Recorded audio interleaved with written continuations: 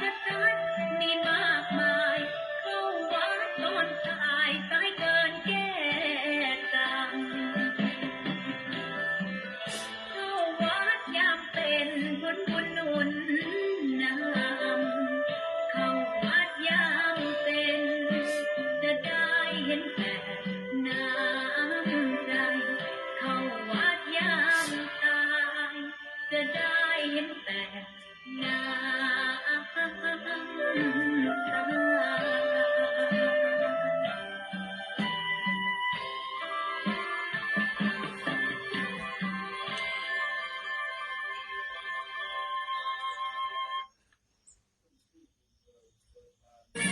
น้องมาเมืองเหนือชมงามเนื้องามประเพณีที่สาวกัมพูชาทุกปีไหว้สาวบารมีจุ่มทะเลมาเที่ยวขึ้นดอยผู้เฒ่าหนุ่มสาว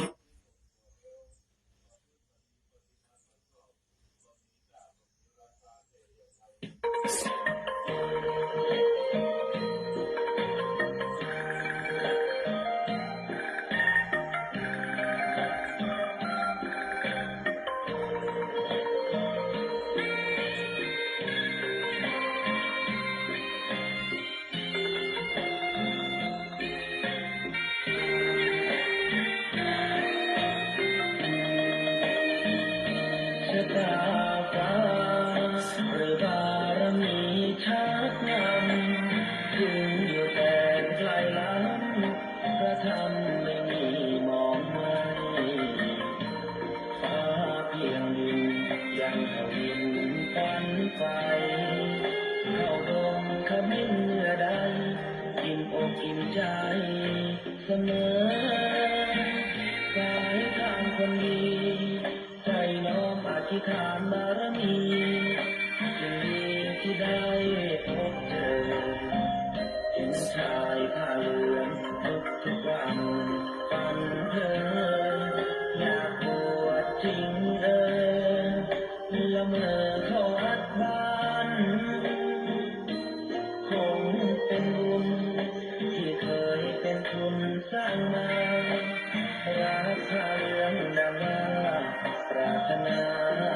หยุดมันอยากบวชทุกทีผ้าเหลืองเสียนี้ผูกพันอยู่ในใจทุกวันใฝ่ฝันถึงผ้าเหลืองกายวาจาใจสัญญาว่าไม่เสื่อมคลายหัวใจมุ่งหมายหนึ่งไม่มีอะไรมาตั้งนานทนคืนศรัทธาเพื่อนปวดเป็นเรื่องใจเราหวันรอคอยเข้าโบสถ์ได้บวชเสียที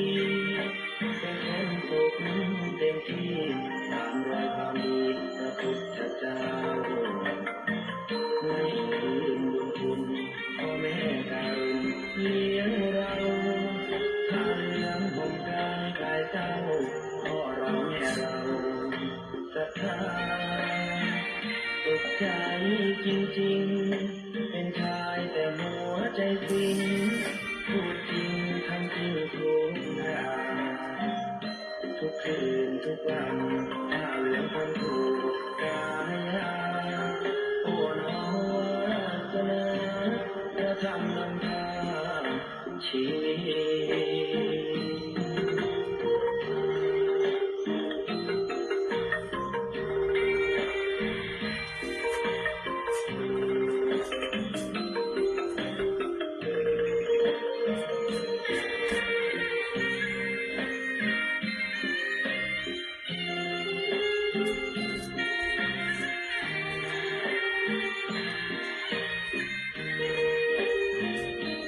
วันรอคอยเข้าโบสถ์ได้บวชเสียทีเป็นคนสุขเต็มที่ตามรอยความดีพระพุทธเจ้าไม่ลืมบุญคุณพ่อแม่การเลี้ยงเราผ้าเหลืองห่มกายกายเศร้าพ่อเราแม่เราศรัทธาตกใจ จริงๆเป็นชายแต่หัวใจจริงพูดจริงทำจริงทุกอย่างทุกคืนทุกวันถ้าเหลือคำพูดกายโอ้น้องวาสนาขอคำนำทางชีวิต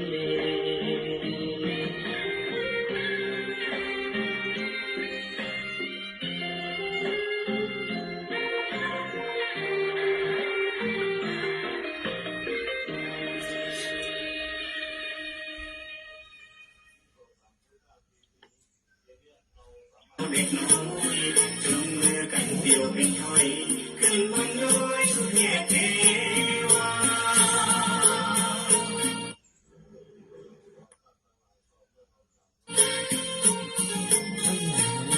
เข้ามาสักการะบูชาเพื่อขอสุมาพระธาตุสีทองศูนย์รวมใจไทยทั้งปวงใกล้ไกลรักใครปลดห่วงสลับ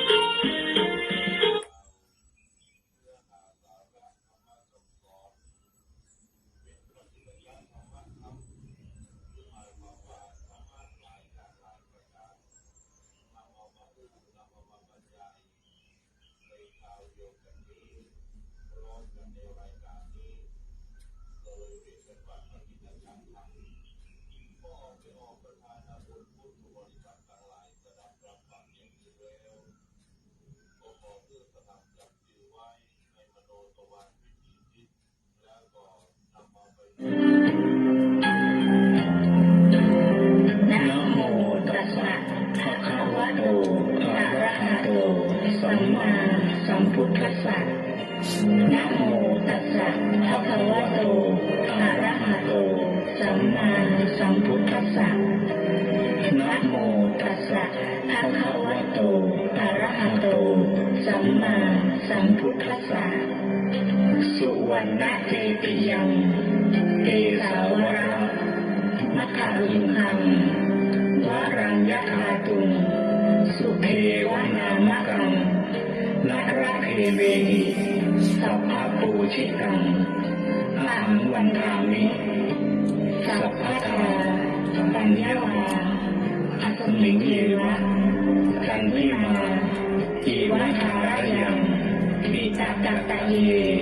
สาสนะวิยามิเกติโมฆะปะธรรมวรังอาปายะนิวรณังอรหังสัพพะโสปานังสัทธมังอุปัชชังคาหาเปโตนาปัตตะจีวรังยังยังชาตังสังฆมัชเชพุทธาสวาหะ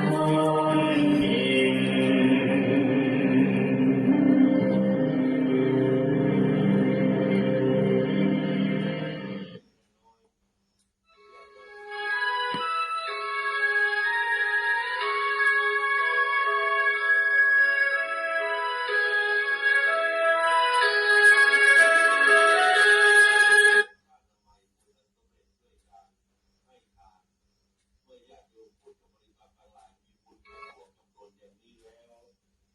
อยู่ที่ไหนเมื่อใดเวลาใดเขาก็มีความสุขเพราะว่าบุญเป็นของที่ทำให้จิตใจของเราสดชื่นรื่นเริงแจ่มใสเบิกบานในบุญในกุศลนั้น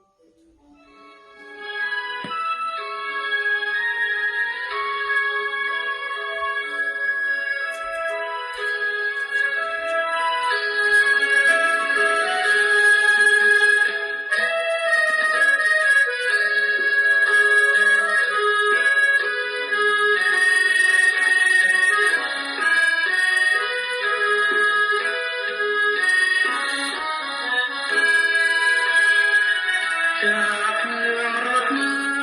พาครอบครัวมาอยู่เวียงเชียงใหม่ตั้งจิตมุ่งหมายสร้างความฝันให้มันเต็มจริงขยันอดทนทั้งบ้านรถยนต์พรั่งพร้อมทุกสิ่งแต่โลกแห่งความเป็นจริงไม่อาจฝืนต่อโชคชะตา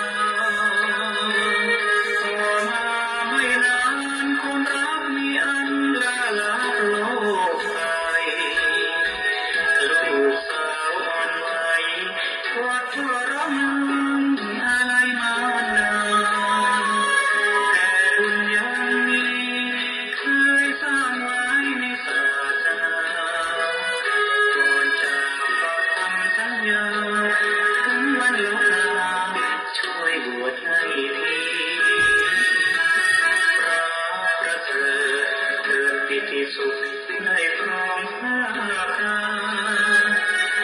พระอุปชาเจ้าคุณพระธรรมเสนาบดีท่านมีเมตตาที่เทศนาออกทางสถานีงานวัดงานบุญไหนมีไม่รีรอรีบไปช่วยงานฝึกกรรมฐานวิ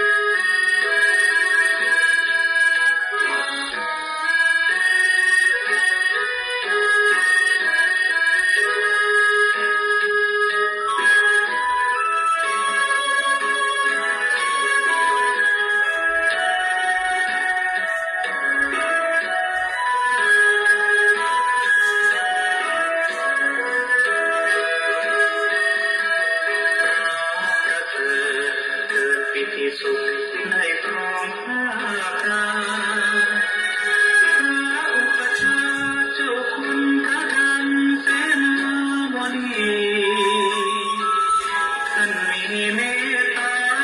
ที่เทศนาออกทางสถานีงานที่งานบุญไหนมีไม่รีรอรีบไปช่วยงานฝึกกรรมฐานวิชายานจิตใจมั่นคงบุญส่งสอนญาติโยมเป็นธรรมทานได้รับพัดยศฉันไม่ดีกาจากองค์ทรงพาขออยู่ร่มโพชั่วการพระครูใบดีกาประเสริฐประทันน้อง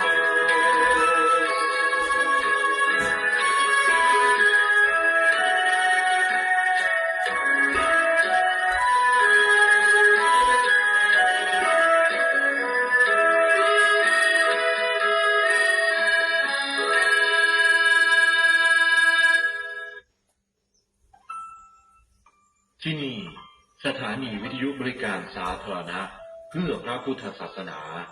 FM 89.25 เมกะเฮิรตซ์และ FM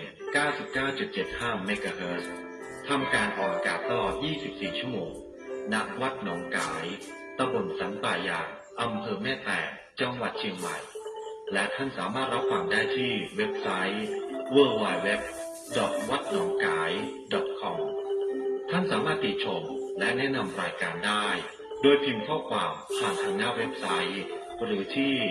053-374-4889 053-374-095-6 สัพพทานังธรรมทานังชินาติ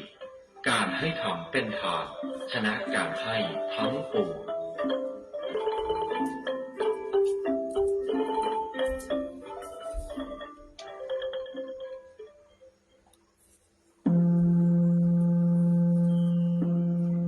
แสงแห่งธรรม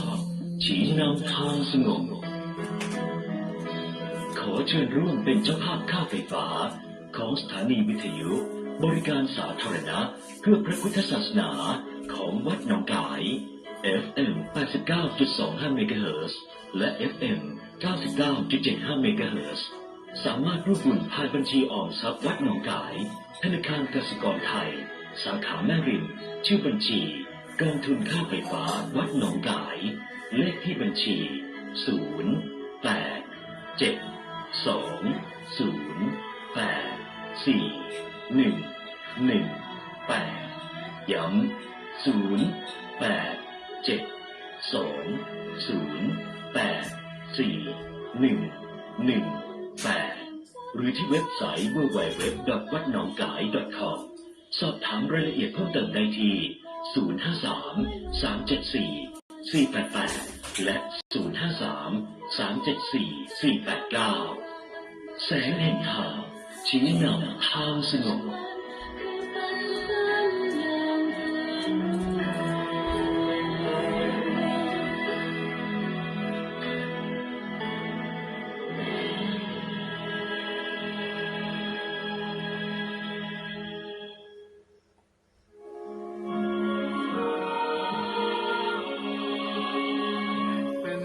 ของขวัญฝากโลกเอาไว้สงบภายในวันทางกายกลาง ที่มืดก็เห็นทุกคนต้องการความสุขร่มเย็นในครอบครัวปราศจากโรคภัยอาการเจ็บไข้ต่างๆจะทุเลาลงจากอานิสงส์ของการแบ่งปันขอเชิญผู้มีบุญทุกท่านร่วมสร้างมหากุศลในโครงการปันน้ำใจได้กุศลซื้อเครื่องมือแพทย์เพื่อมอบให้แก่โรงพยาบาลส่งเสริมสุขภาพประจำตำบลที่ยังขาดแคลนเครื่องมือแพทย์สามารถร่วมบุญผ่านบัญชีธนาคารกองทุนซื้อเครื่องมือแพทย์วัดหนองกายบัญชีออมทรัพย์ธนาคารกสิกรไทยสาขาแม่ริมเลขที่บัญชี 087-212-2842 สอบถามรายละเอียดเพิ่มเติมได้ที่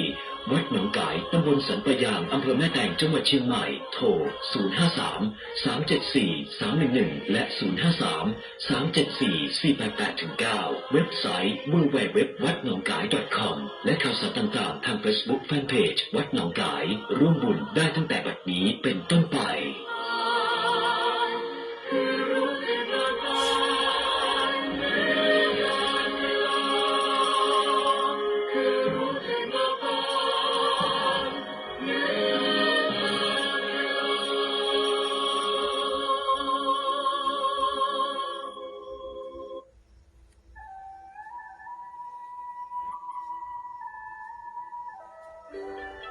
การบริจาคโลหิต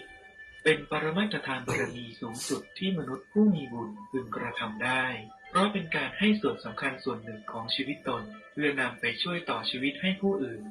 ผู้ให้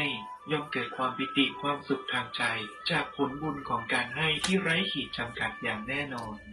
ขณะนี้ธนาคารเลือดโรงพยาบาลมหาราชนครเชียงใหม่ขาดแคลนเลือดทุกหมู่ต้องการผู้บริจาคซึ่งนับได้ว่าเป็นส่วนสำคัญในการบริจาคโลหิตเพื่อสำรองไว้ใช้กับเพื่อนมนุษย์ผู้เจ็บป่วยที่ยังรอรับการต่ออายุจากแรงศรัทธาของทุกท่านวัดหนองกายตำบลสันปายางอำเภอแม่แตงจังหวัดเชียงใหม่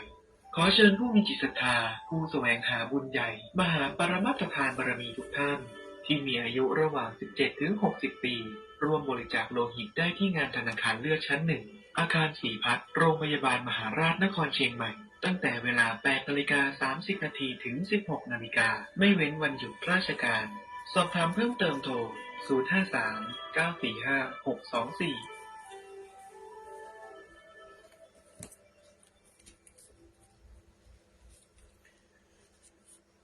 หมั่นไหว้พระและสวดมนต์ภาวนาหมั่นศึกษาในหลักธรรมคำสั่งสอนชีวิตเฮาที่เกิดมาบ่แน่บ่นอนอย่าอาวรณ์ในเรื่องราวที่ผ่านมาตัดอดีตอย่าไปคิดให้มันฟุ้งซ่านเรื่องที่ผ่านก็ปล่อยวางไว้เถิดหนาอนาคตยังมาบ่ถึงกาลเวลาปัจจุบันเท่านั้นนะเป็นสิ่งสำคัญขอกราบถวายความเคารพแด่พระเดชพระคุณท่านเจ้าคุณพ่อพระมหาเถรานุเถระพระเจ้าคณะพระสังฆาธิการพระอธิการทุกๆองค์ทุกๆรูปขอเจริญพรนมัสการพอสถานี FM 96.0 เมกะเฮิรตซ์พ่อครูวรบนามวงพรหมและคณะกรรมการสถานีวิทยุ FM 96ทุกคนทุกท่านและขอนมัสการพอสถานี FM 89.25 เมกะเฮิรตซ์ FM 99.75 เมกะเฮิรตซ์และก็ 102.00 เมกะเฮิรตซ์ท่านอาจารย์พระครูประสิทธิ์ธรรมโชติเจ้าวัดวัดหนองกายพอสถานีถึง3สถานีแล้วก็คณะกรรมการทุกคนทุกท่านตัวเนาะขอเจริญพรศรัทธาญาติโยมสาธุชนทั้งหลายที่รับฟังทางไลฟ์สดก็ดีทางสถานีวิทยุถึง4สถานีนี่ก็ดี วันนี้ก็ได้มาพบมาปะกันมาภาพแล้วเนาะหลังจากห่างเหินห่างหายกันไปเมื่อ เป็นเดือนเนาะเดือนแล้วกันเนาะตั้งกลางคืนกลางวันวันพระก็ดื่มได้ปะกันกลางคืนได้ปะกันเนื่องในวันวิสาขบูชาทางพระตาตุเสมาจัดงานคือวันวิสาขบูชา10ตั้งแต่ตั้งแต่วันที่8ถึงวันที่22หลังจาก22ก็ไปถึงปุ่นแหมวันเนี้ยตั้งแต่วันที่23มาถึงวันนี้วันที่อย่างวันนี้วันที่20วันที่30แล้วกันเนาะเป็นเรื่องในวันอาถรรมิกบูชาวันนี้ก็เป็นวันอาถรรมิกบูชาวันคล้ายวันถวายพระเพลิงองค์สมเด็จพระสัมมาสัมพุทธเจ้าของเราเนาะศรัทธาญาติโยมก่อนที่จะมาฟังความเป็นมาเป็นไปของวันอาถรรมิกบูชาและแสดงพระธรรมเทศนาศรัทธาญาติโยมก็บูชาพระแล้วก็กราบพระแล้วก็รับศีล5กับพี่น้องชาติพันธุ์ก็เตรียมรอไว้แล้วเนาะศรัทธาญาติโยมบ่ต้องไปประกาศบอกว่าชื่อยังฮู้กันหมดแล้วเนาะศรัทธาญาติโยมอันดับแรกก็บูชาพระก่อนเด้อบูชาพระก่อนวันนี้เป็นวันสำคัญของ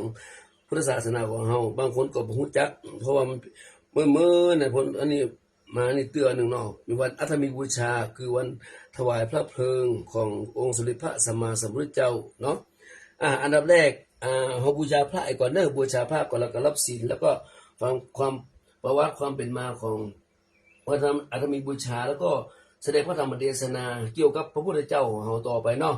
รำลึกถึงพระพุทธเจ้าวันนี้เป็นวันคือวันถวายพระเพลิงวันสุดท้ายเนาะหลังจากอู้ถึงยังปันเฮาเพื่อก็เป็นวันสุดท้ายวันดาเป็นทุเจ้าเป็นพระอันนี้ก็น้องพระราชทานเพลิงอย่างเนาะถ้าเป็นพระธรรมดาก็เป็นประชุมเพลิงอีกเนาะแต่พระพุทธเจ้าบอกอันก็ถวายพระเพลิงอีน่ะเนาะอูนักดูเวลาจำพอศรัทธาญาติโยมทั้งหลายบูชาพระก่อนเด้อ พุทธังชีวิตังเมปูเชมิธัมมังชีวิตังเมปูเชมิสังฆังชีวิตังเมปูเชมิต่อไปกราบพระกราบพระ6 ครั้งพุทธังวันทามิกราบธัมมังวันทามิกราบสังฆังวันทามิกราบครูปชายาจริยคุณังวันทามิกราบมาตาปิตุคุณังวันทามิกราบพระไตรสิกขาคุณังวันทามิกราบกราบพระอกครั้งจบไปแล้วพี่น้ำชากำปันนำสลายญาติโยมไหว้พระแล้วก็สมทานศีลเวียนเนอ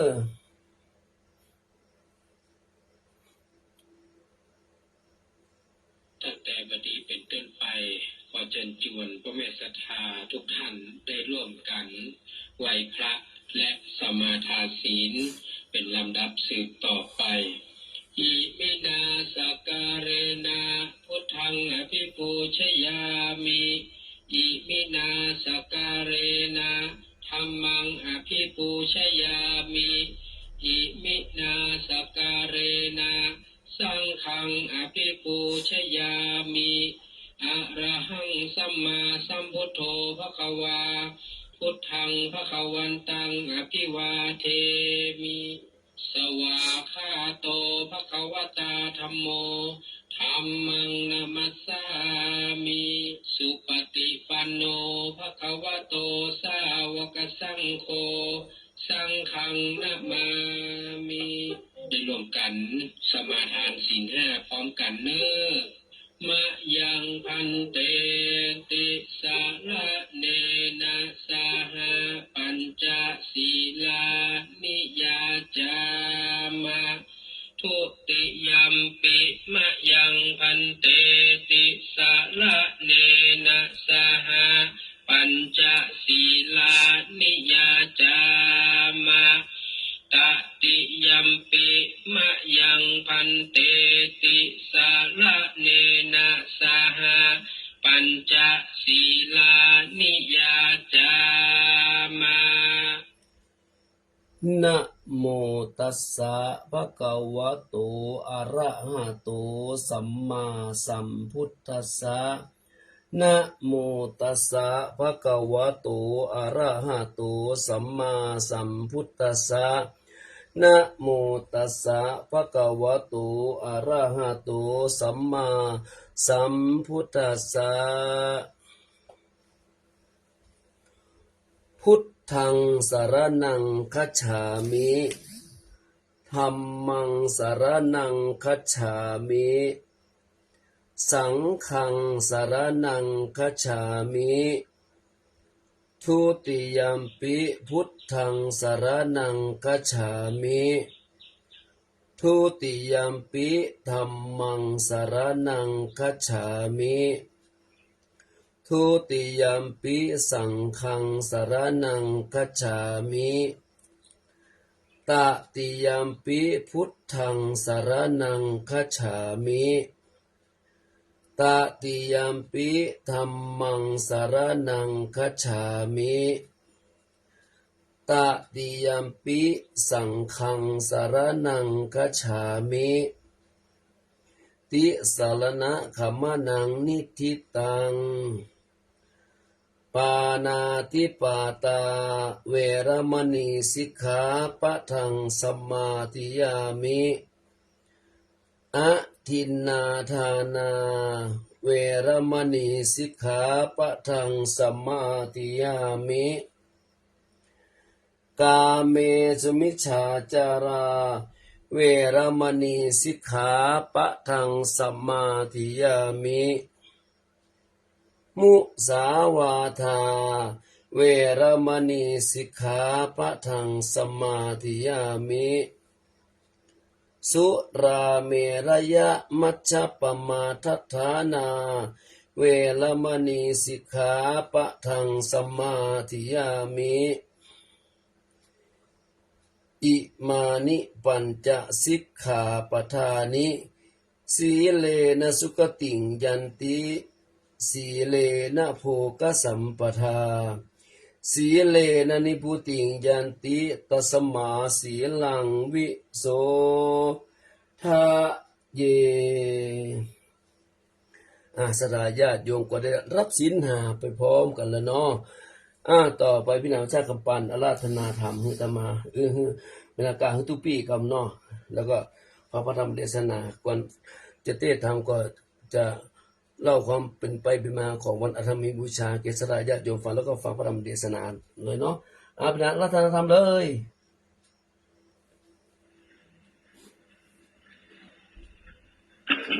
ลำดับต่อจากนี้ไปขอเชิญพ่อแม่พี่น้องศรัทธาญาติธรรมทุกท่านได้ร่วมกันตั้งจิตและตั้งใจฟังพระธรรมเทศนาจากท่านพระครูใบดิกาประเสริฐปัสสันโนพี่นางวุฒิชาติจะได้อาราธนาธรรมเป็นลำดับสืบต่อไปธัมมาจโลกาธิปติสหัมปติกัตอัญชลีอันทิวรังอายาจทะสันติทาสตาปรจกัจฉาติกาเทเสตุธัมมังอนุกัมปิมังปะชังอาราธนังกโรมาสถาญาติโยมก่อนจะฟังพระธรรมเทศนาอาตมาจะเล่าความเป็นไปเป็นมาของวันอาธรรมีบูชาเกษราญาติโยมฟังสักเล็กสักน้อยแล้วก็ฟังพระธรรมเทศนาต่อเลยเนาะความประวัติความเป็นไปเป็นมาของวันอาธรรมีบูชาเมื่อพระพุทธเจ้าเสด็จดับขันธ์ถ้าปรินิพพานแล้วได้8 วันมลกษัตริย์แห่งนครกุสินาราพร้อมกับประชาชนและพระสงฆ์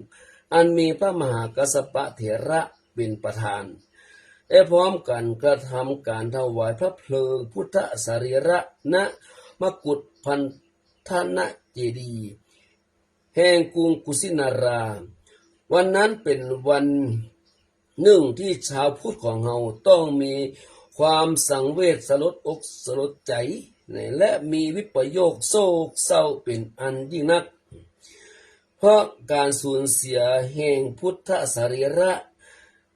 เมื่อวันแรม8 ค่ำเดือน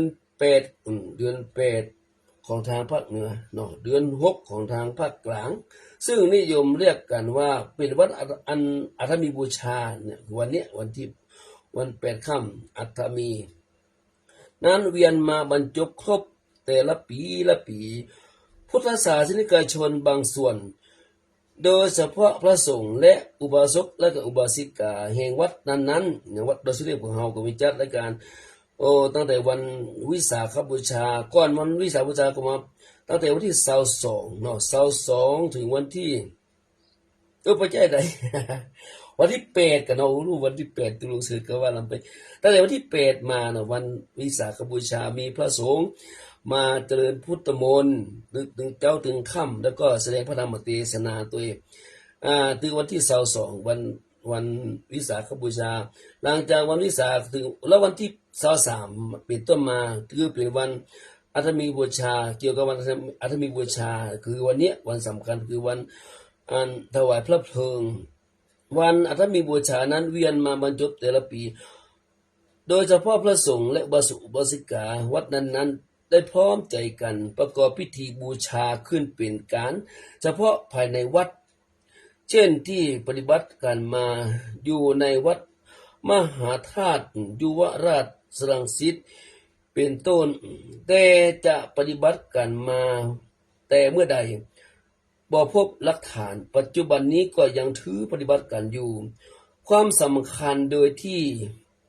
วันอาธรรมีบูชาคือแรม8 ค่ำเดือน6ของทางคนไทยอะไรทำไมแล้วก็วันที่แล้วก็เดือน8ก็คือคนเหนือของเขาเนี่ยเป็นวันที่มีเหตุการณ์สำคัญทางพุทธศาสนาถือเป็นวันที่ตรงกับวันถวายพระเพลิงพระพุทธสรีระเป็นวันที่ชาวพุทธต้องวิปโยคและสูญเสียพระบรมสารี สรีระแห่งพระองค์สมเด็จพระสัมมาสัมพุทธเจ้า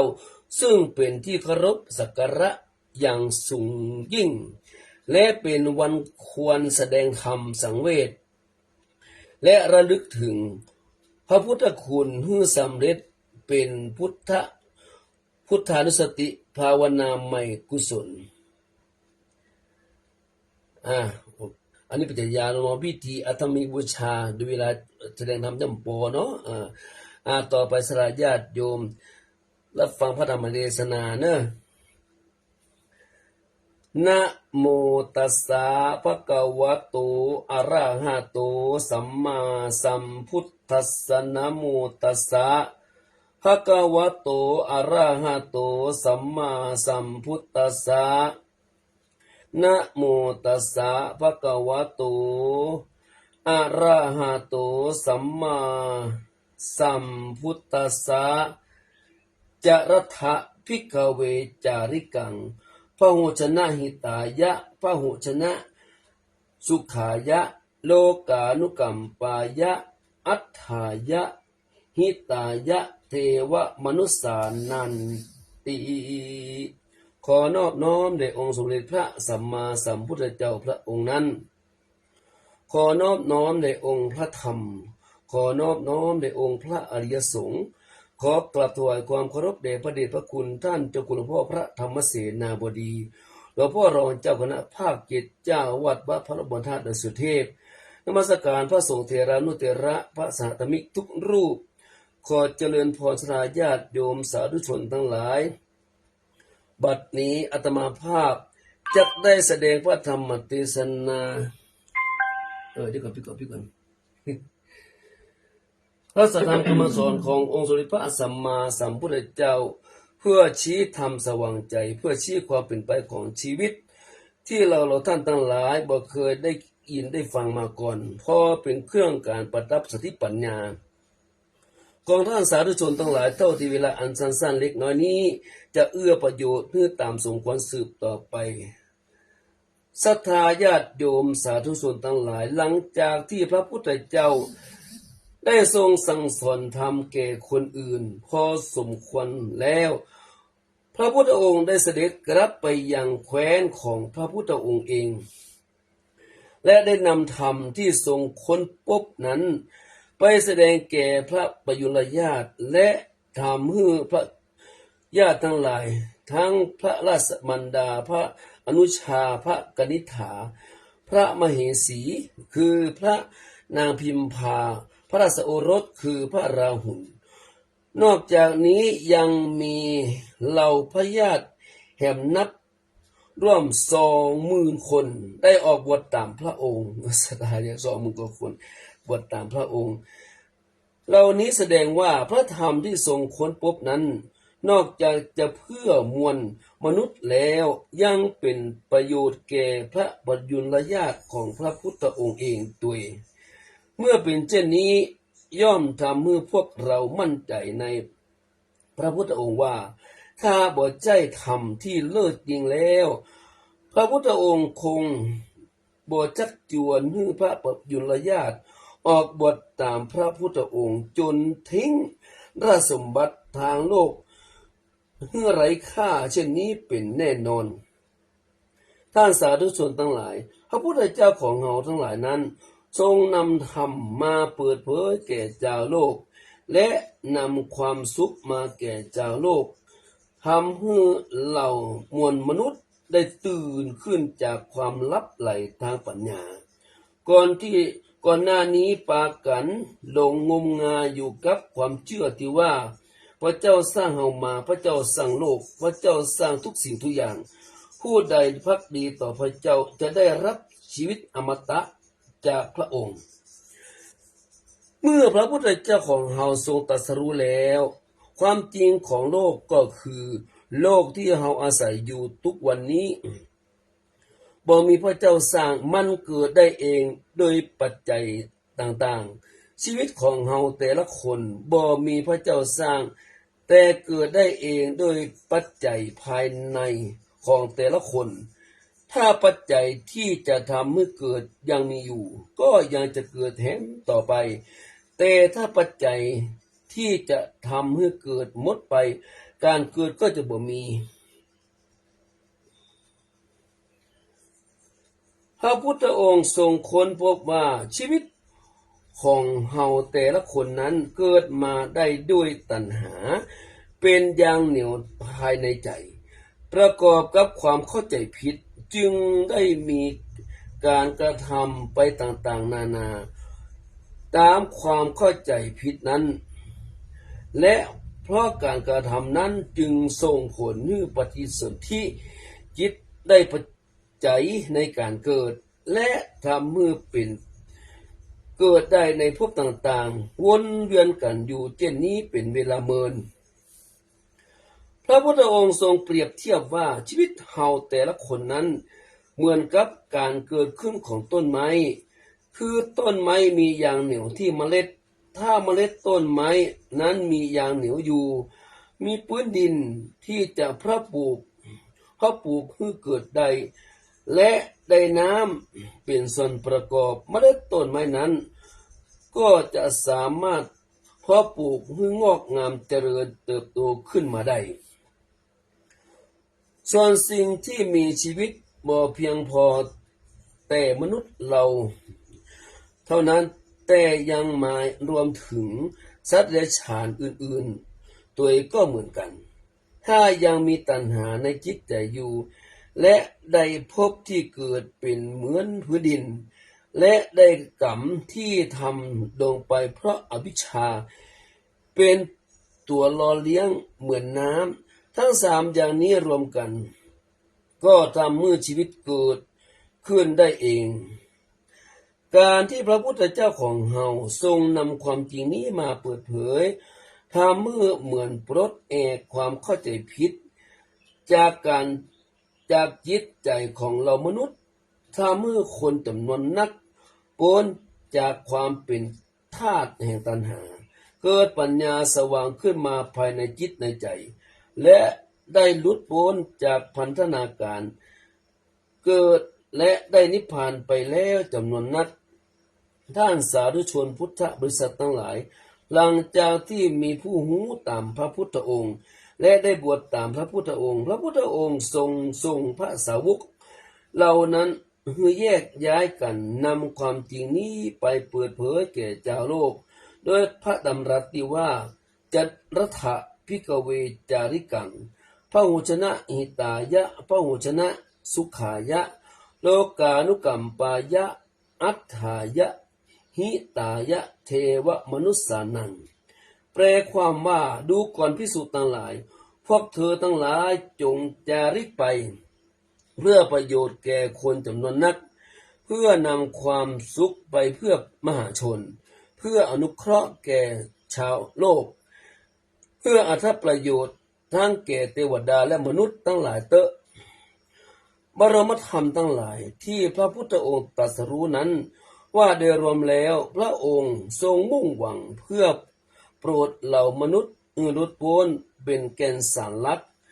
ความจริงแล้วถ้าพระพุทธองค์จะทรงหวังประโยชน์ส่วนตัวแล้วพระพุทธองค์สามารถที่จะนิพพานได้เมื่อ91กับที่แล้วในสมัยพระพุทธเจ้าพระนามว่าทีปังกรแต่พระพุทธองค์บ่สามารถบ่ปรารถนาที่จะนิพพานไปเพียงพระองค์เองจึงได้ตั้งจิตปรารถนาพุทธภูมิเพื่อเป็นพระพุทธเจ้าเพื่อโปรดสัตว์จำนวนนักและพระพุทธองค์ทรงได้ทำสำเร็จแล้ว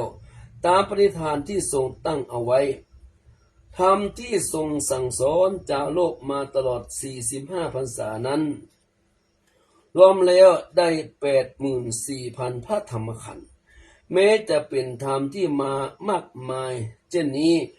ที่พวกเราแม้จะร่ำเรียนกันนับร้อยปีก็บ่อาจจะเข้าใจได้ทั้งหมดแต่พระพุทธองค์ทรงตรัสว่าธรรมเหล่านั้นเพียงกับมือเดียวเท่านั้นถ้าเทียบกับความรู้ทั้งหมดที่พระพุทธองค์ตรัสรู้มาท่านสาธุชนทั้งหลายบัดนี้พระบรมศาสดาผู้เป็นที่พึ่งของเหล่ามนุษย์ได้ปรินิพพานดับขันธ์ไปแล้ว ทิ้งไว้แต่มรดกอันล้ำค่าคือพระธรรมคำสั่งสอนทั้ง 84,000 พระธรรมขันธ์นี้ไว้แก่โลกและก่อนที่จะปรินิพพานพระพุทธองค์ได้ทรงฝากพระธรรมเหล่านี้ไว้ให้แก่พุทธศาสนิกชนทั้ง4เหล่าคือพระภิกษุสงฆ์พระภิกษุณีสงฆ์รวมทั้งแม่ชีอุบาสกและอุบาสิกาเพื่อรับมรดกนี้แทนและเป็นเหมือนพระพุทธองค์ทรงทำวินัยกรรมยกพระธรรมคำสอนเหล่านี้ให้กับพุทธบริษัทได้ดูแลรักษาและเผยแพร่ต่อไปดังนั้นท่านทั้งหลายคือผู้ที่อยู่หมายความว่าอุบาสกและอุบาสิกาพึงรู้ไว้ว่าท่านทั้งหลายคือผู้ที่ได้รับมรดกอันล้ำค่าของพระพุทธองค์อยู่พึงรักษาพระธรรมนี้ไว้ในตนเองพึงใจสอยธรรมนี้ด้วยตนเองและพึงนำธรรมนี้ไปแจกจ่ายให้กับคนอื่นเพื่อความสุขแก่มวลมนุษย์เพื่ออนุชนรุ่นหลังจะได้รับมรดกนี้ต่อๆกันไปจนตราบสิ้นอายุพระพุทธศาสนาท่านสาธุชนทั้งหลายอายุของพระพุทธศาสนาของเรานั้นนับวันแต่จะนับถอยหลังก็ไปทุกขณะเปรียบเสมือนคนมีอายุเลยวัยกลางคนไปแล้วนับวันแต่จะชราภาพลงไปทุกขณะการที่จะให้กลับมาเป็นหนุ่มเป็นสาวเป็นหนุ่มเป็นแน่นเหมือนเดิมนั้นคงเป็นไปได้ยากพระพุทธเจ้าของเราทรงตรัสว่าศาสนาของเรานั้นจะมีอายุอยู่ได้ 5,000 ปีโดยเมื่อครั้งที่พระพุทธองค์ทรงบรรทมณภายใต้นางรังทั้งคู่ใกล้จะปรินิพพานนั้นพระพุทธองค์ได้ตรัสต่อพระอานนท์ซึ่งเป็นพระอนุชาเสมือนฝากวินัยกรรมไว้ว่าอานันทะดูก่อนอานนท์เมื่อเฮาตถาคตได้ล่วงไปแล้วคือพระสงฆ์ทั้งหลายจงถือเอาพระธรรมวินัยที่เฮาได้บัญญัติสั่งสอนไว้แล้วตลอด45 พรรษานี้ซึ่งรวมแล้วได้ 84,000 พระธรรมขันธ์เป็นพระศาสดาแทนเฮาจากพระพุทธพจน์นี้เองตั้งแต่บัดนั้นเป็นต้นมาพวกเราก็ได้พระธรรมคำสอนที่องค์สมเด็จพระสัมมาสัมพุทธเจ้าที่ทรงสั่งสอนไว้นั้นเป็นพระศาสดาแทนและเป็นที่ยึดเหนี่ยวทางจิตใจมาโดยตลอดจนกระทั่งถึงทุกวันนี้นอกจากนั้นพระพุทธองค์ยังได้ทรงแสดงความเป็นไปเป็นมาของพระศาสนาในอนาคตการอนาคตต่อไปวันข้างหน้าว่าดูก่อนอานนท์เมื่อเฮาปรินิพพานไปแล้วได้500 ปีพระภิกษุณีสงฆ์ทั้งหลายของเฮาจะสูญสิ้นไปยังคงเหลืออยู่แต่พระภิกษุสงฆ์เท่านั้นซึ่งข้อนี้ได้เป็นจริงดังที่พระพุทธองค์ตรัสไว้แล้วเมื่อพระศาสนาล่วงไปได้ 1,000 ปีพระอรหันตขีณาสพทั้งหลายผู้ที่ได้ฌานสมาบัติและมีอภิญญาต่างๆก็จะค่อยๆหมดไปข้อนี้ก็คงจะเป็นจริงเช่นกันเมื่อพระศาสนาล่วงไปได้ 2,000 ปีภิกษุผู้ที่สามารถท่องพระไตรปิฎกไว้ด้วยปากเปล่าอย่างขึ้นใจก็จะบ่มี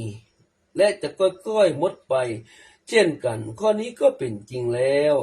เมื่อพระศาสนาล่วงไปได้ 3,000 ปีเดี๋ยวนี้ได้ 2,000 แต่ได้ 2,567 เนาะเดือน3เหลือ200 กว่าปีจะครบ3 ปี 3,000 ปีการลงอุโบสถจาก 3,000 ปีไปแล้วการลงอุโบสถสังฆกรรมของพระภิกษุสงฆ์ทั้งหลายทั้งที่เป็นวันพระ14 ค่ำ15 ค่ำทั้งข้างขึ้นข้างแรมหรือวันสามัคคีธรรมก็ตามก็จะบ่มีและก็จะค่อยๆหมดไปเมื่อพระศาสนาล่วงไปได้ 4,000 ปีเฮาได้สับไก่ไปหน่อย 4,000 ปีก็จะหาภิกษุผู้ที่ทรงจีวรครบทั้ง3ผืนนั้น เป็นไปบ่มีเมื่อพระศาสนาล่วงไปได้ 5,000 ปี แม้ว่าบุคคลใดได้ผ้าเหลืองผืนน้อยๆมาสปายป่าไว้คนทั้งหลายก็จะสมมุติผู้นั้นว่าเป็นพระภิกษุหรือว่าเป็นตุเจ้าในเวลานั้นท่านสาธุชนทั้งหลายนี่คือความการทรงอยู่และการเสื่อมถอยแห่งพระพุทธศาสนาของเราทั้งหลายตลอด 5,000 ปีที่พระศาสนาของเราจะมีอายุอยู่ได้ซึ่งตลอดระยะ 5,000 ปีนี้ถ้าหากจะนับเป็นฤดูแล้วก็จะมีทั้งหมด 15,000 ฤดูถ้าจะนับเป็นเดือนก็จะมีทั้งหมด 60,000 เดือนถ้าจะนับเป็นวันอุโบสถก็จะมีทั้งหมด 120,000 วันอุโบสถถ้าจะนับเป็นวันพระก็จะมีทั้งหมด 240,000 วันพระถ้าจะนับเป็นวันก็จะมีทั้งหมดนักกว่า 1,825,000 วันนี่รายละเอียดเนอะและถ้าจะนับเป็นยามก็จะมีทั้งหมด 5,475,000 ยามนี่คือระยะการแห่งอายุพระศาสนาของเราและข้อนี้มีสิ่งที่ท่านสาธุชนจะพึงจดจำง่ายๆว่าอายุพระศาสนาของเรานั้นมีอายุ 5,000 ปีถ้านับเป็นวันก็จะลงท้ายด้วย 5,000 วันและถ้าจะนับเป็นยามก็จะลงท้ายด้วย 5,000 ยามเป็นลำดับสุดท้ายเหมือนกันนี่คือความอัศจรรย์แห่งศาสนาของพวกเขาท่านสาธุชนทั้งหลายศาสนาของพระพุทธองค์ที่พวกเขาพากันนับถืออยู่ณเวลานี้จะไปสิ้นสุดณวันวิสาขบูชาไปจะจดไว้ในอันนี้ก็ได้เนอะจดไว้หรือจำเอาไว้จะไปสิ้นสุดณวันวิสาขบูชาเหมือนกันเป็น4วันแล้วเนอะเดี๋ยว3วันก็คือประสูติตรัสรู้ปรินิพพานแล้วก็เป็นวันสิ้นสุดแห่งพระศาสนาณวันวิสาขบูชาซึ่งตรงกับวันพุธเดือนพฤษภาคมคือเดือนนี้ปีพ.ศ. 5,000 ปีชวดเนี่ยปีชวดหนูกันเนาะในฤดูร้อนณเวลาใกล้รุ่งเมื่อพอหันแสงอรุโนไทยโพ้นขึ้นขอบฟ้าพอดีณบัดนั้นเองพระบรมสารีริกธาตุที่มีอยู่ทุกคนทุกแห่งทุกพระเจดีย์ในที่ทุกสถานทั้งณยอดเขายุคุนทรณใกล้บาดาลณแม่น้ำคงคาณมหาสมุทรสุดแดนไกลทั้งทั่วไปขอบจักรวาลทั้งในแม่น้ำและบนบกณภพแห่งนาคานาคีหรือณพระธาตุเกศแก้วจุฬามณีในสวรรค์ชั้นดาวดึงส์และพระธาตุสุวรรณเจดีย์พระบรมธาตุดอยสุเทพของเราก็ตามทั้งหมดนั้นจะมารวมกันเป็นองค์สมเด็จพระสัมมาสัมพุทธเจ้าแห่งเตื้อหนึ่งทรงสถิตณโคนต้นศรีมหาโพธิ์ในท่าประทับนั่งสมาธิมีพระวรกายสูงได้ประมาณ18 ศอกพร้อมทั้งเปล่งฉัพพนรังสีอันประกอบด้วยสีเขียวสีเหลืองสีแดงสีขาวสีเหลื่อมและสีประภัสสรเปล่งประกายออกจากพระวรกายทุกด้านส่องสว่างไสวไปทั่วพิภพเริ่มตั้งแต่เมืองมนุษย์ผ่านสวรรค์ทุกชั้นขึ้นไปจนถึงพรหมโลกอันมีจันทร์อากาลิกพรหมเป็นจันทร์สุดท้ายหน้าโคนต้นศรีมหาโพธิ์นั่นเองมีพระอินทราธิราชจะได้มาอาราธนาทรง โปรดเวนยสัตว์แห่งเตื้อหนึ่งลำดับนั้นพระพุทธองค์ที่มาจากการรวมตัวของพระสารีริกธาตุก็จะได้แสดงธรรมโปรดผู้มีบุญบารมีที่เกิดในยุคนั้นอธิษฐานเนาะ อธิษฐานถึงในยุค 5,000 ปีอธิษฐานไปเรื่อยๆตลอด7 วัน 7 คืนทำให้ทั้งพระพรหมทั้งหลายเทวดาทุกชั้นและก็มนุษย์จำนวนนักได้มันแน่นออกันเข้ามาฟังธรรมนั้นแห่งเตือหนึ่งและจะทำเมื่อผู้มีบุญบารมีทั้งหลายเหล่านั้นได้บรรลุธรรมจำนวนนักบรรลุธรรมก็คือนิพพานไปโดยพระพุทธเจ้าไปตามบารมีของแต่ละคนบางคนก็ได้โสดาบันพวกสติคาอนาคาเนาะอรหันต์นิพพานไปโดยเมื่อสิ้นวันที่7ไปแล้วพร้อมกับแสงอรุโนไทยส่องแสงขึ้นขอบฟ้าในทางทิศตะวันออกพระบรมสารีริกธาตุทั้งหมดนั้นก็จะอันตรธานไปสิ้นจะบ่มีมนุษย์คนใดหรือเทวดาหรือพระพรหมท่านใดสามารถพบหันและได้กราบไหว้นมัสการพระบรมสารีริกธาตุนั้นแห่งต่อไปเพราะทรงปรินิพพานไปแล้วอย่างสิ้นเชิงเป็นการสิ้นสุดแห่งพุทธกาลในสมัยพระพุทธเจ้าที่ทรงพระนามว่าพุทธโคดมเพียงเท่านี้ต่อแต่นั้นไปก็จะว่างจากคำสอนทุกสิ่งทุกอย่างของพุทธโคดมนี้ไปจนตลอดกับนับได้เป็นเวลา 4,000 ล้านปีถึงจะมีพระพุทธเจ้าองค์ใหม่อุบัติขึ้นมาตรัสรู้อริยสัจธรรมนี่แห่งซึ่งพระพุทธเจ้าองค์ใหม่นี้จะมีพระนามว่าพระศรีอริยเมตไตรท่านสาธุชนทั้งหลายการบำเพ็ญบารมีเป็นพระพุทธเจ้านั้นนับว่าต้องมีความอดทน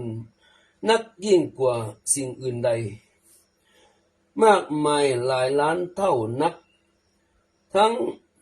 จะต้องตั้งพระทัยหรือตั้งใจอย่างเด็ดเดี่ยวอย่างมุ่งมั่นประกอบกับพระเมตตาต่อสรรพสัตว์อย่างหาที่สุดบ่ได้ยกตัวอย่างพระพุทธเจ้าของเฮานี้พระพุทธองค์ทรงบำเพ็ญเพียรมาและได้ตั้งสัจจะเพื่อวางเป็นพระพุทธเจ้านี้มาเป็นเวลาเมื่อเนิ่นแต่เหมือนว่าเหมือนนักขนาดแล้วและบางชาติก็เกิดความท้อพระทัยโดยท้อใจมันว่าท้อใจจึงทรงเลิกล้มคำอธิษฐานนั้นเหียพันชาติต่อมาเมื่อมีความอุตสาหะขึ้นมาแห่งก็ทรงตั้งปณิธานแห่งใหม่และก็ทรงล้มเลิกไปแห่งชาติต่อมาเป็นอย่างนี้อยู่เป็นเวลาเมินถึง4 อสงไขยและแห่งแสนมหากัปมุสโฆษณาญาติโยมขนาดไหนเนาะซึ่งในแต่ละกัปนั้นท่านว่าเป็นเวลาเมินประมาณเมินก็คือว่านานประมาณ 4,000 ล้านปีเหมือนหลังจากสิ้นพระศาสนาของเราแล้วเราแบบ 4,000 ล้านปี แล้วถ้าเป็นเวลาที่เมินเกินกว่าโกรธกับขึ้นไปจนนับบ่ได้ท่านก็นับว่าเป็น1 อสงไขย1 อสงไขยแปลว่านับบ่ได้หรือเกินกว่าจะนับเป็นกับได้และพระพุทธเจ้าของเฮานี้ก็ทรงบำเพ็ญบารมีนี้มาเมินได้4 อสงไขยนอกจากนั้นยังแสนเศษเป็นอสงไขยเป็นแสนมหากัปบารมีที่บำเพ็ญมาทั้งหมดนั้นบ่ใช่เพียงพระองค์เองเท่านั้นแต่เพื่อมวลมนุษย์และเฮาทั้งหลายเป็นหัวใจสำคัญเพราะฉะนั้นขอท่านสาธุชนทั้งหลายจงภาคภูมิใจเตอว่าพวกเฮามีพระศาสดาที่เปี่ยมล้นด้วยพระเมตตาต่อสัตว์โลกยากที่จะมีศาสดาใดในโลกนี้เสมอเหมือนใด และขอย้ำแห่มเตือนหนึ่งว่าถ้าพระพุทธองค์จะทำเพื่อพระองค์เองนั้นพระพุทธองค์สามารถที่จะนิพพานไปเมื่อแล้วแต่ที่ทรงเหน็ดเหนื่อยสู้อุตสาห์บำเพ็ญบารมีมามากมายหลายชาตินี้ก็เพื่อโพธิญาณและโพธิญาณนี้ก็เพื่อสรรพสัตว์ทั้งหลายรวมทั้งพวกเราที่รับฟังอยู่ณที่นี้นอกจากนั้นขอท่านสาธุชนทั้งหลายพึงรับมรดกอันล้ำค่านี้และรักษาปฏิบัติตามเพื่อส่งมอบหลักธรรมทั้ง 84,000 พระธรรมขันธ์นี้เพื่ออนุชนรุ่นหลังสืบต่อไปเพื่ออนุเคราะห์แก่ชาวโลกในภายหลังอาตมาภาพได้แสดงพระธรรมเทศนามาก็พอสมควรแก่เวลาจึงขอยุติลงคงไว้เพียงเท่านี้ขออำนาจแห่งคุณพระศรีรัตนตรัยและอำนาจพระบรมธาตุสุเทพแห่งพระพุทธเจ้าของเราได้นับถือกล่าวไปกับทุกวันทั้งชาวโลกต่างประเทศโดยจงโดนบันดาลให้ท่านสาธุชนทั้งหลายประสบแต่ความสุขความเจริญมั่งคั่งโดยทรัพย์สมบัติมากมายเจริญโดยอายุวรรณะสุขภละมีอายุยืนยาวนานมีผิวพรรณผ่องใสมีจิตใจเป็นสุขและมีพละกำลังที่สมบูรณ์แข็งแรงโดยลาภยศสรรเสริญสุขตลอดไปด้วยกันทุกท่านทุกคนเทินแสดงพระธรรมเทศนามาก็พอสมควรแก่เวลาจึงขอสมมุติยุติลงคงไว้เพียงเท่านี้เอวังก็มีด้วยประการฉะนี้ดูเวลาเดี๋ยว10 นาทีก่อนอัสลามุอะลัยกุม Bluetooth mode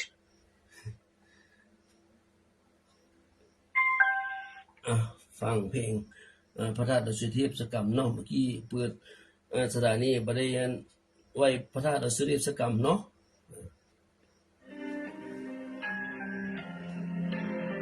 นะโมตัสสะภะคะวะโตอะระหะโตสัมมาสัมพุทธัสสะสุวรรณเทปิยังเกสาวระมะคะรุหังวรัญญคาตุงสุเทวะนามะรังนะระเทเวหิสัพพะปูชิตังอะหังวันทามิสัพพะทาปัญญาวาอัสมิงเทวะสันติมาอีวะคาระยังปิตากัตตะเยสาสนะวิยานิเตติโมฆะปัจมะวรังอัปปายะนิวาระนังอะระหังสัพพะโสปานังปัทมังอุปัฏฐังคาหาเทวาปัตตะจีวรังยังชาตังสังฆมัคเถพุทธาสวาหะ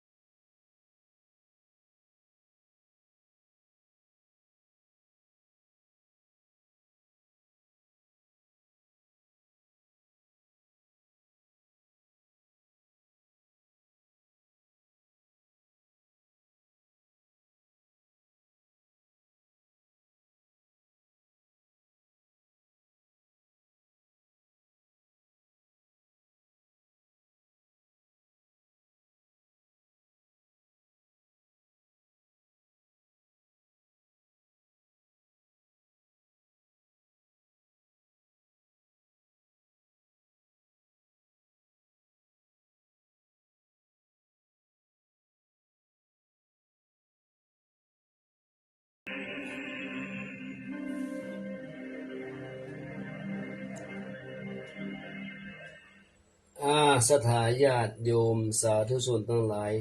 ได้ฟังได้อันเพลงหรือว่าอันนมัสการว่าพ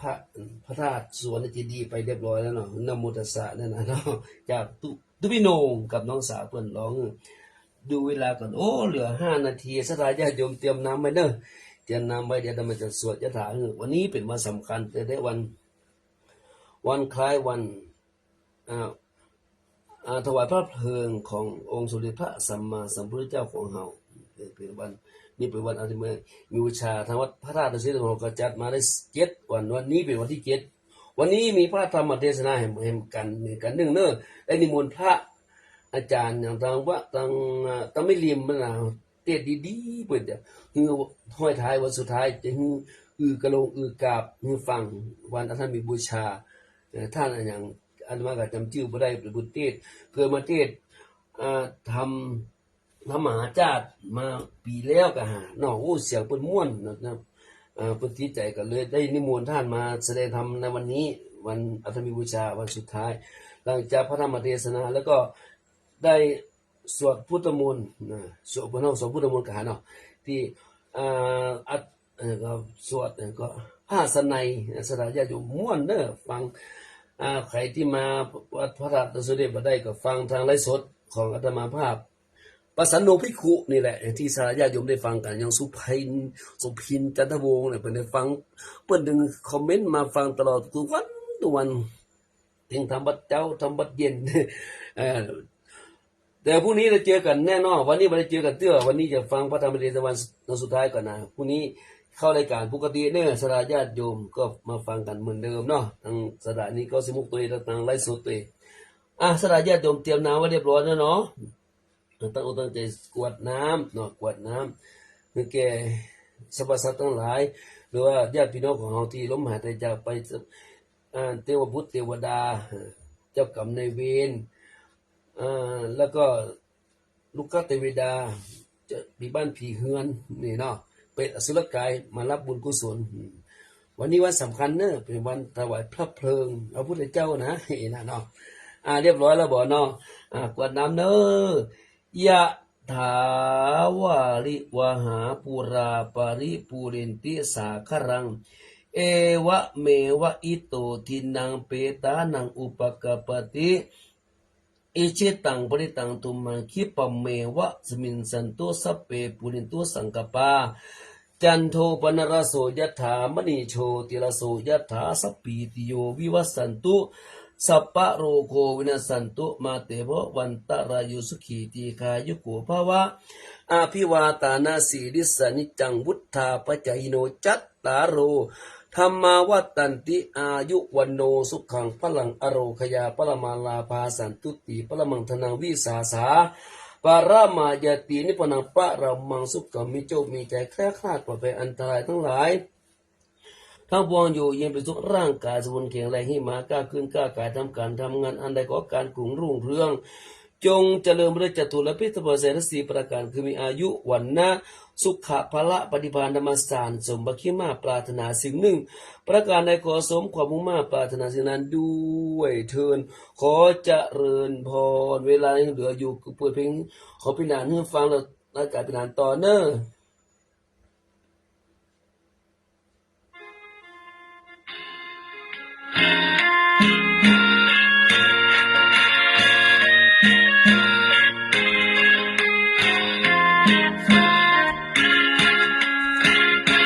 พระธาตุจำลองเชเวดากองวัดสันมหาพล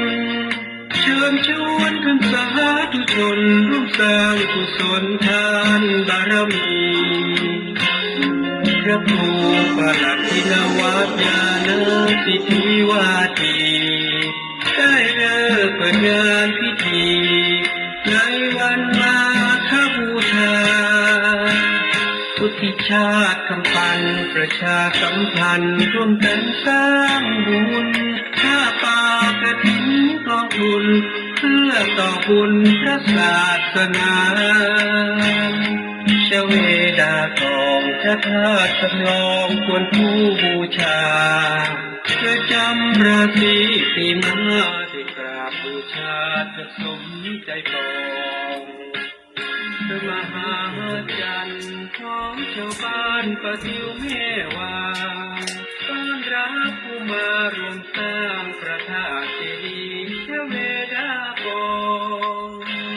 แม่พิกุลรักเราแม่ครูรำแพนอุทิศเงินทองแฟนคลับพุทธิชาติพลังพร้อมร่วมสายทานเป็นสะพานบุญชเวดากองพระธาตุจำลองทรงแสงอำไพเกิดโดยแม่วางสวัยแสง